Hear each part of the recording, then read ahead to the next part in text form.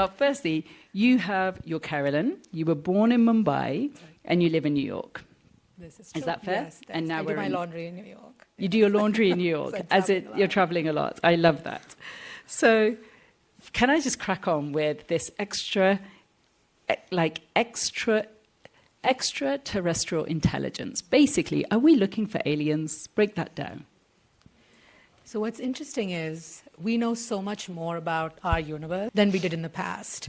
So mathematically, we know that there are more planets out there than we have learned about in school, right? It's not 9 planets anymore. How many are there? There are so many millions of exoplanets.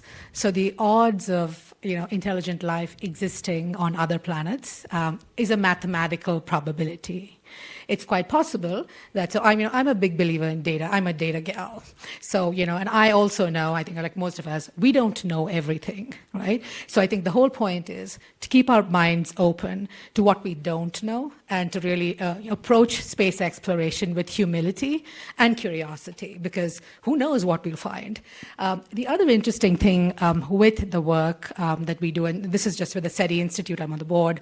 It's an amazing organization, but we also study the origins of life on our Earth, because we still don't fully understand what life means, where it's prevalent, right? We imagine that it's ambient temperatures. We believe that it's these warm waters that life exists in, but the truth is that acidophiles and thermophiles exist in sulfur springs. They exist in areas where you would not expect to find life. So we really are opening our eyes to what does life mean, where does it exist, and it really provides us with a different framework for what lies ahead in the spacefaring economy, which is a big part of what I talk about. We're at this tipping point, which I call stellar singularity. So about 7 years I've been talking about stellar singularity, which is really this point, this moment in time beyond which space is not something that's going to just exist out there, removed from us, separate from us.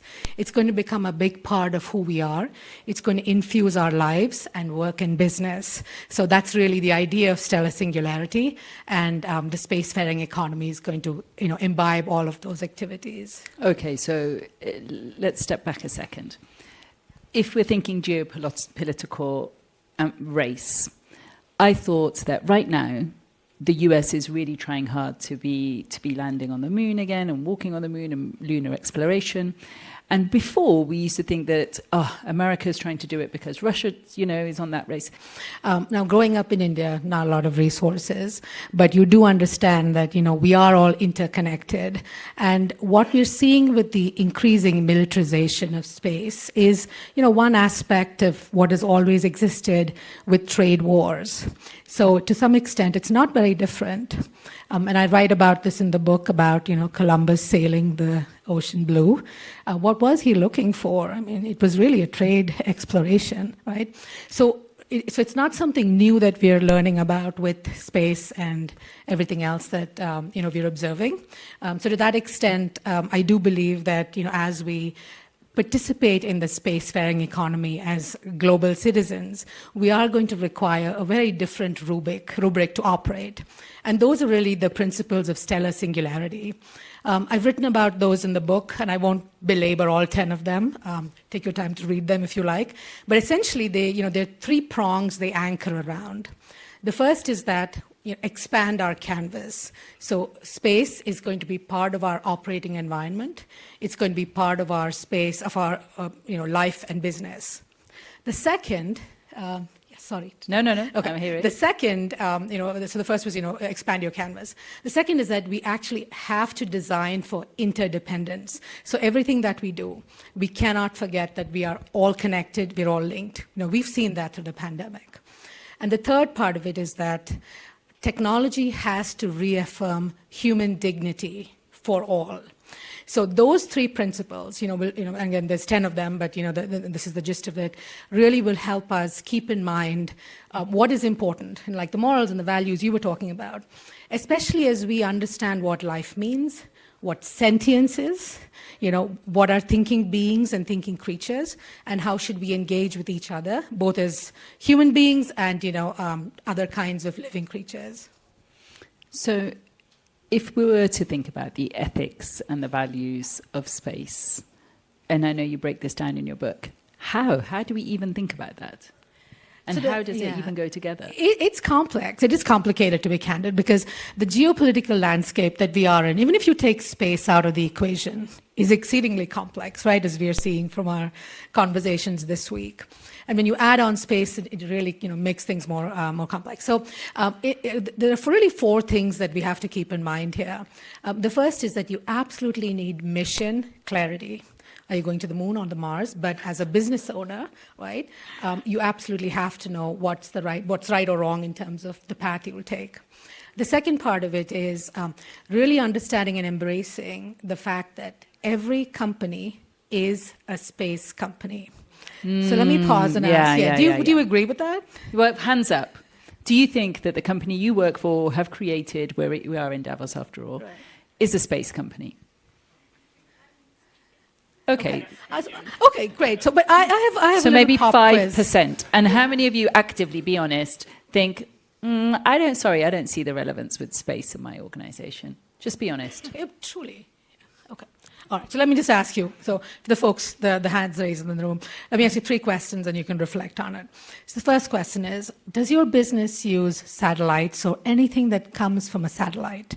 GPS, data, streaming music? I feel like I've been tricked. So, okay. Question number 2. Do you rely on a global supply chain or logistics of any sort? But that's the raw globe, materials, not space. Customers, right? You're basically using space infrastructure. The third question, again, to ask yourself, does your business or organization benefit from any innovation that was generated for space? Things like Teflon, power-driven tools, foam mattresses, freeze-dried ice cream, any of those things. If your answer to any of these questions is yes, you are a space company. You're relying on space infrastructure. You're using space data and systems. And then the whole point and the potential is that as we lean into using this technology more, companies are really going to flourish. Very similar to where we were with the internet economy, right? You had some companies who used the internet, who had the technology, and they were kind of there in the corner. But then more and more companies started using the internet. It started transforming their business. We're at a similar inflection point with the spacefaring economy. So should we be investing in space? Where are you taking us? Tell us, what do you want? That's a great question. What do I want? An existential question. The truth is, what I want and really work towards is to ensure that we can tap into the human potential of everybody on our planet and really operate as a united, earthbound civilization. This is important, and in the next decade or so, we will really understand the importance of a unified planet as we look at space and make decisions about what we learn in the far reaches of space.